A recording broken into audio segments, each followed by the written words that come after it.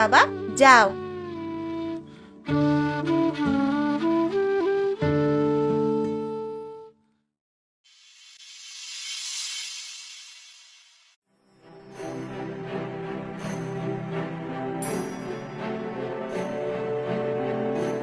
কিরে রাধিকা, বাচ্চা কোথায় পেলি?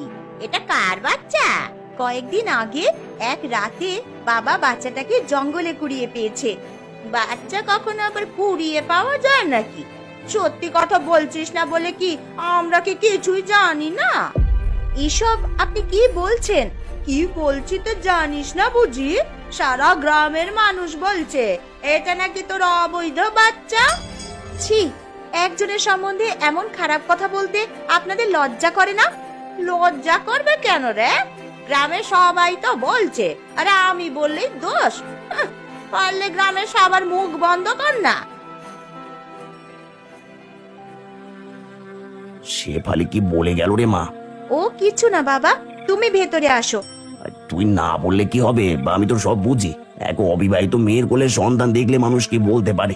বাচ্চাটার উপর মায়া হয়েছিল বলে কুড়িয়ে এনেছিলাম, কিন্তু এই বাচ্চার জন্য আমার মেয়ের মান সম্মান নষ্ট হবে, আমি তা হতে দেব না। বাচ্চাটাকে দে, আমি যেখান থেকে কুড়িয়ে এনেছি আবার সেখানে রেখে আসবো।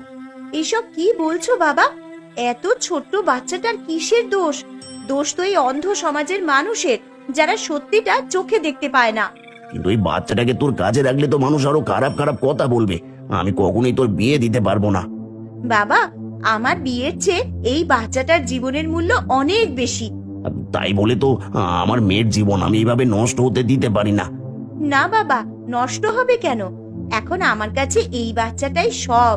আমি এর জন্য সব কষ্ট যন্ত্রণা সহ্য করতে পারবো। কিন্তু এই বাচ্চাটা